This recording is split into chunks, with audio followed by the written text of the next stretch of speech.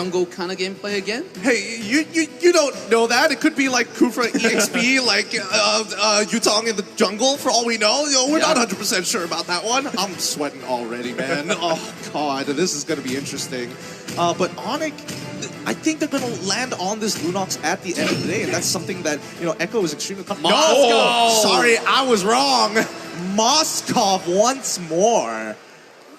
Well, all I can say is, what the hell? This is the second time we are seeing Moskov hit the Land of Dawn here at M4.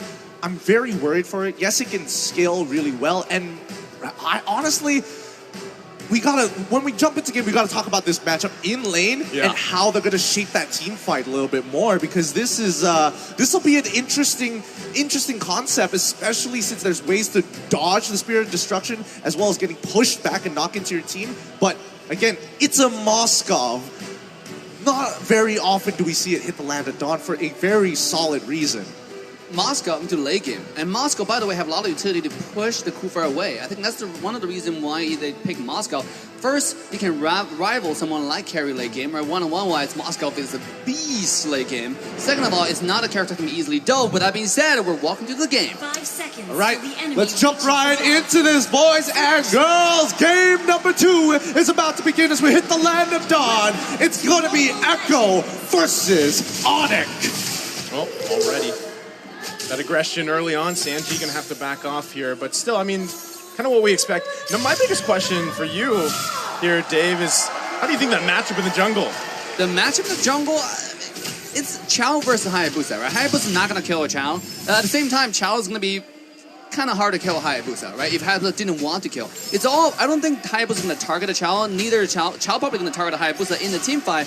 Most of the time, we're probably going to expect Kyrie onto the goal lane, try to target a Benny QT, because that's what Haya does best. Even at the EXP lane, if you trade on the side lane with a Haya jungle, you're actually going to be losing, because Haya, now with a losing HP side lane, they can come to either side and take a free kill. Okay, so what does that mean? Like, if we're talking about resources in Onic's particular position, are they just going to keep focusing the gold lane? Because I do feel like at the end of the day, mid lane control is going to be key for both sides. Yeah, here we go on the bottom side. A little bit of trade already. Oh, Kyrie did. Okay, he didn't have the level 4. Ooh. Unfortunately, uses the shadow kill on the minion. I think it was, he thought he would have it, and the timing would have been perfect, but unfortunately, it just didn't work out for him.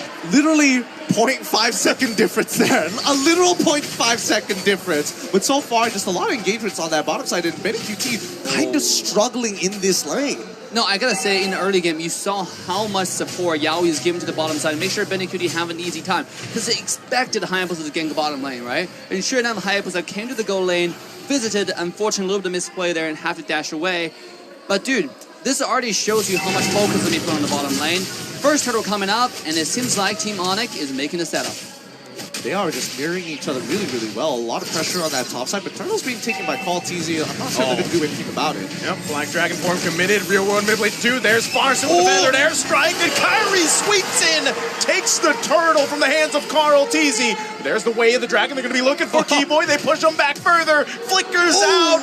Keyboy survives. Oh my goodness! Never mind. Yaoi with a play. First blood going over to Echo. I felt like Onic kind of did Keyboy dirty there. If I was in Kyrie's position, I'm screaming at Keyboy, I'm sorry, brother. You gotta pull him away from that turtle. And that's exactly what he did. Yo, CW. Yo, CW, calm down.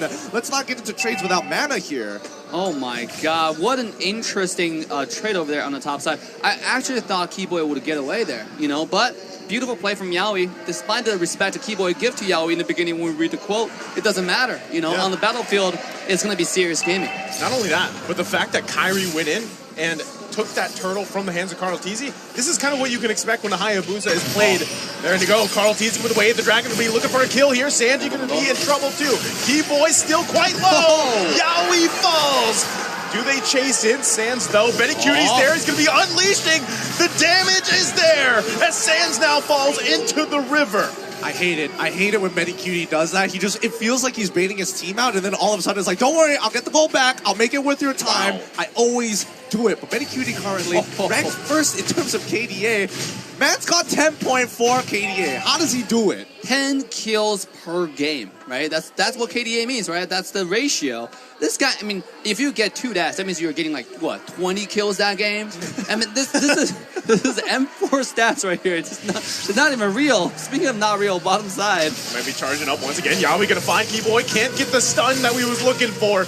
You're gonna have to back off for now. Also, Sands making his way to the bottom lane.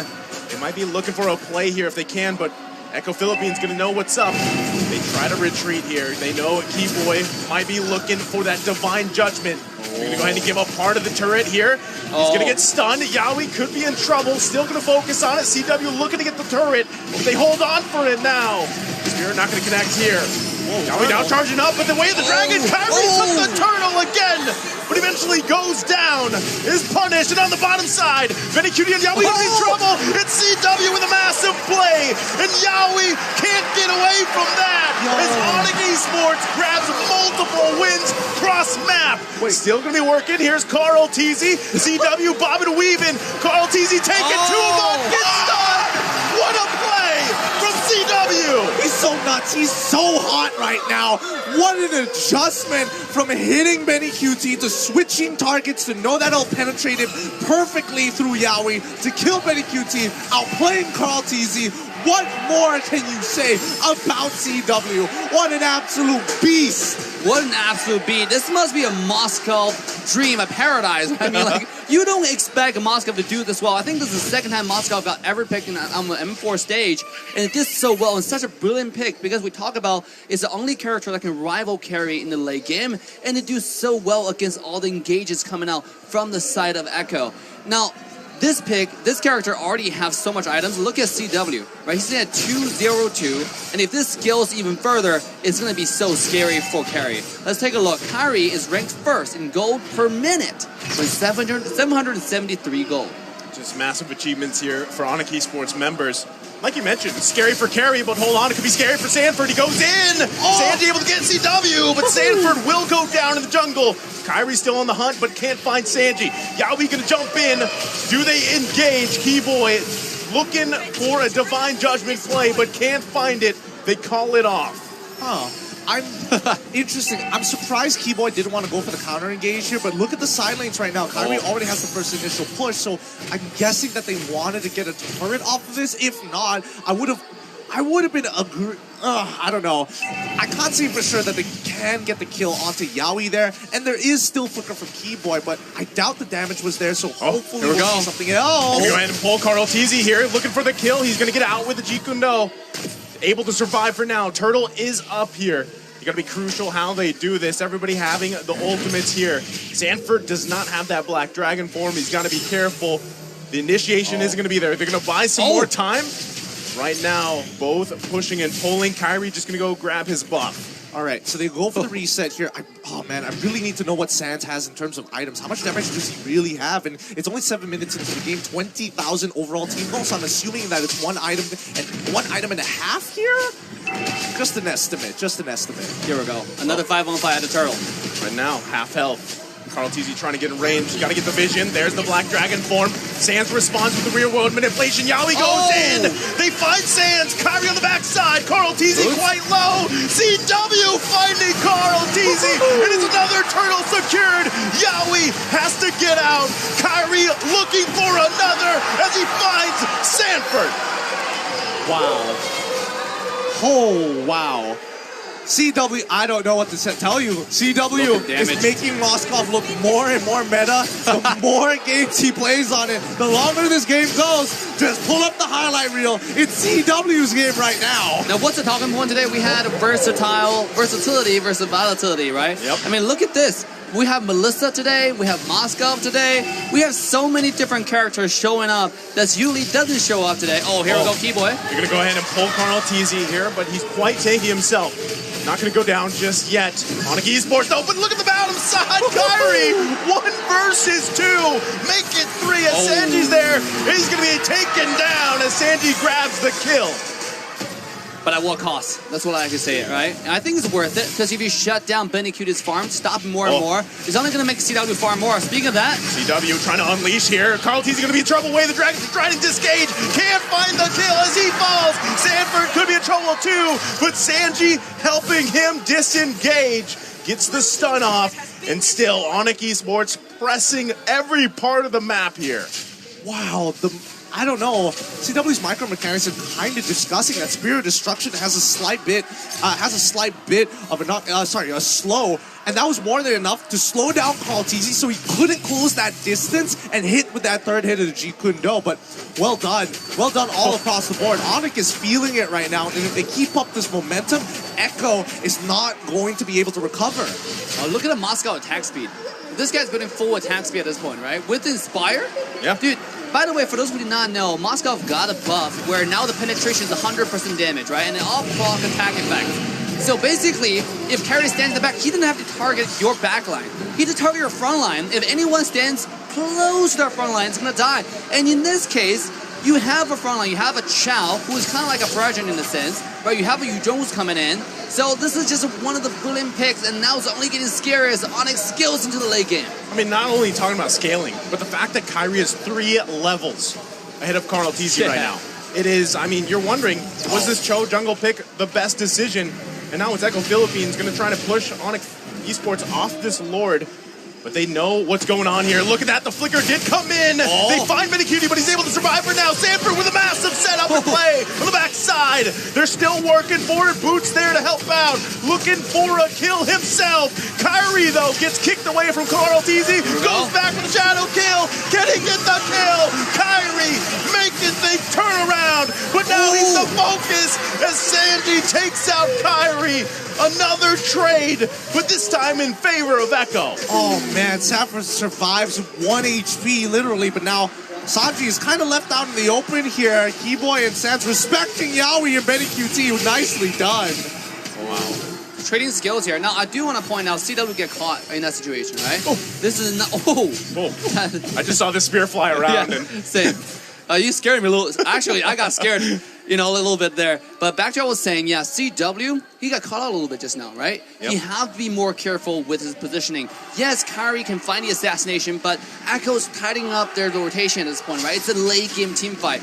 As the main damage source, CW will have to wait Yu Zhong's position, right? Where Yu Zhong is. Because if Yu Zhong expend that ultimate, the black dragon form, the dark dragon form, he's done. Then you can jump in and do the damage. Before that, if he shows anywhere, that can spell doom for the side of Onic, right? It's really the time to stay patient and stay calm. I want to dive a little bit more into this because, again, if we're talking about Sanford, I think the one ability that pulls it all together is this Petrify, and Onic need to be extremely aware of this, but let's see, Yaoi. Yaoi gonna go in, finding the mark that he's looking for. Boots getting punished here. And again, the strength of this Kufra pick, you can't hear him in the bush.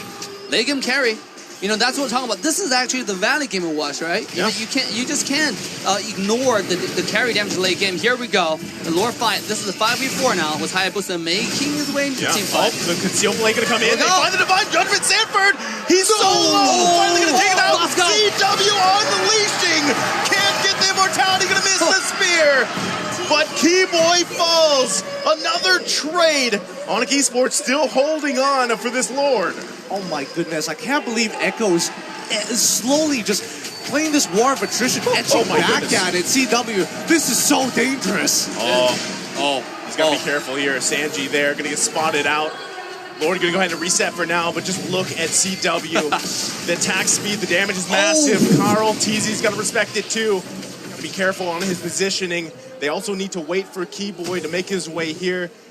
We're back to the stalemate for this Lord. I mean, 12 minutes into the game. This is right now the battle for marksman, to be honest, right? Like, if whoever dies first, whichever marksman dies first on each side, it's going to have a huge disadvantage. Now, CW just now and Carry both stay alive. That's why the team fight never ended. It kind of ended, but also never ended, right? Because nobody want to go in anymore because they know how scary the marksman can be. And they're probably sitting at an equalized farm right now.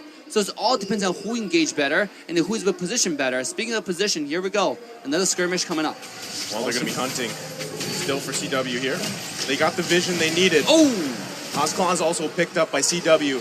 Looking to get that sustain, but still, I think both teams waiting for the first misstep here as Kyrie went back to the base. Yeah, but I think this Lord is going to fall into the hands of Echo right now. I mean, Hayabusa has to go down bot side. They're going to lose in tier 2. So Echo is just putting them in a stranglehold right now. And if they get their hand, oh no, Yaoi. Yaoi, conceal play gonna come out, looking for 2! They get a massive setup here on the backside of the Lord. And Sanford causing chaos, now gonna be focused on Sands. Kyrie still waiting patiently, might try to steal the Lord here. Carl Teasy knows he's there. They're gonna press him back, has the shadow kill and retreat. And this is looking like an Echo Philippines Lord. Boots, what are you doing, my guy? Gonna come down, Boots still trying to make something out of it. He gets Benny Cutie, but he goes down, but they're falling to the backside. Kyrie finds another. And now Carl Teasy gonna get cut off here. Sanji there as well. Sands and Kyrie. The flicker's gonna come out, way of the dragon to follow. Kyrie, can he look for Carl Teasy? As he does. The spear! The spear's gonna miss. And now Sanji, wings by wings out. Sands still looking for him, but can't catch him. What a massive turnaround for Onic Esports, T-Boy. The Winter Truncheon, but still comes in looking for the last one, the shutdown. I can't deal with this right now. The foresight of these teams. Onic, despite getting caught out first, despite giving the Lord over to Echo, they thought their plan out, even past the death timer. This is insane. It's so scrappy from both sides, but just how the players from Onic are playing in tandem individually with some of the members, it's just ridiculous. We're taking a look at the items here, right? 2 marksmen that both attack speed marksmen, building almost exactly the same with the exception of Hasquall. But look at the jungle differential here. You know, the Hayabusa is sitting at 10,000 gold compared to a 7,000 gold Chow. I mean, legit at this point, Carl TZ has about the same farm as Yaoi. You know, and that's not really a good sign. That's not a good sign, Dave. You know, I mean, it's a struggle. That's what we're seeing. This is why I questioned this when we jumped into this game. You know, the 2 jungle matchups here, how would that evolve throughout the game here? And yes, you have a disengaged tool. You also have an engaged tool in Carl TZ. But we are seeing some amazing decisions come out from every member of Onic Esports, and those are the things that are falling into place for them, turning these fights that look like a disadvantage into an advantage. Oh, yeah. And I mean, despite the fact that Carl TZ was behind for a majority of his game, his one goal is to make sure that Kyrie, as well as CW, have the most difficult time to play the game. Oh, the Way of the Dragon is such a game changer, similar to the Divine Judgment. So right now, it really comes down to battle spell economy once again.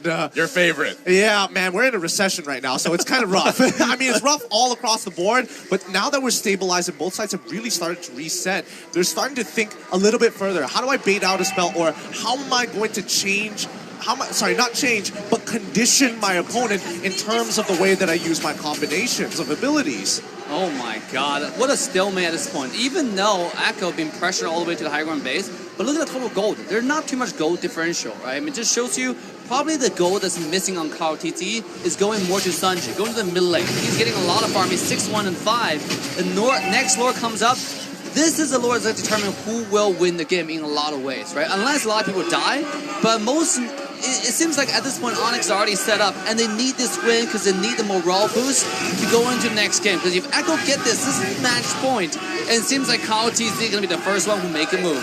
Well, we're back to the Lord dance here, gentlemen. And they're going to go ahead and try to get the position. Carl TZ is still going to work on it for now, but look at the positioning of the members of Onic Esports. Kyrie also doesn't want to overcommit to this either, trying to get that advantage. Keep an eye on Keyboy. Conceal play going to come out here. Looking on the backside. Yaoi and Benny Cutie waiting patiently. They get the Winter Truncheon out. The flicker too. Feathered Airstrike. They're going to get sandwiched in. CW is in a massive display here. He goes down. He's out of position. It's a double for Benny Cutie. And that's already the advantage Echo Philippines needs for this evolved Lord. Onic Esports with a massive blunder. What can I say about Sanji's mechanic? This guy's a reflex god, right? Twice in a row, he Winter Truncheon, I-frame the flicker ultimate from Kaja. I mean, what else do you want from a mid laner, right? When you dodge the most important ultimate in the entire game with a single button, You are a god, and that's what Sanji is in this game. Look, I don't know, but this game is making me drink my water with my pinky up because it's so high class. It's so refined. Every single decision, I mean, you're seeing it real time. How precise the flickers are, the initiations, it's just all falling into place here. But with that Lord secured by Echo Philippines, Onic Esports is going to have to be on the defense once again in this game number 2. Don't you wish to have a mid laner like Sanji in your rankings? Oh, yeah. That's me, dude. That's literally him. That's literally Naisu On playing Gord. Gord. True. But just now, the play from Onic Indo was actually really, really good, right? The conceal play, going to the back line, getting Sanji first, take away the threat from Moscow. But unfortunately, they did not expect the mechanic. You know, the micro comes in. You find the lockdown in Carl Teasy, but they're going to lose the tier 2 here. They've got to deal with this Lord. I'm watching on the bottom side. Feathered Airstrike going to come down. The Sands looking for a moment to set up here with that real-world manipulation, but they can't find it just yet. CW and Boots working on the Lord. They lose the turret. Echo Philippines happy with that. Kyrie, though, keep an eye on him as well. Pushing those lanes, cutting those lanes the best he can. Carl Teasy on the hunt, though. Not going to let him invade any longer. Wait, he's not out of the waters yet. Go! Oh, no! The jukes coming out, the retribution though, they're going to be looking for him. The shadow kill comes out, he's got no backup just yet. Kyrie the bomb, the weave! How does he escape? The divine judgment comes out, but Yowie with a set, and Kyrie goes back. Able to grab a kill, everybody's low. Massive play from Kyrie. Onic Esports, how is he doing it? Kyrie, the master. Dave, look at me, man. This is, what can you say about, there is no need for analysis. Kyrie just showed off what he deserves to be the best in the world, and they're going for more. Sandy gonna win their charge, but it's 3 members. You can't escape that, Sandy. He still knows immortality gonna be popped, but at what cost? As it's a killing spree for Sands, and that's it. It's a wipeout. Onic Esports marching to the crystal, and they even the series in a 1-1. Wow. Oh my god. What a finish. What an incredible finish coming out from Onic. GG, well played. I'm so lost for words. How did he do it? Dude, I was lost for words in play-by-play because of that play. And I couldn't help but just yell with you guys and the crowd. Yeah, they have too much analysis. You pointed out Gideon perfectly. There's no analysis. It's just one minute mechanics, right? This guy was just a pure god. He's out of this world. He jumps in. I couldn't even see where his shadow was, right? Yeah. You kind of get an idea. I thought he lost all his shadows. And the next thing you know, he's come back one-shotting the carry. What is going on? We need to slow down the recap. Look at him. On our last play. Look, he look at his face. He literally has no expression. He knew he was going to outplay that up to the very end where the pressure finally releases out of him when he made such a killer move. Oh my goodness. Kyrie.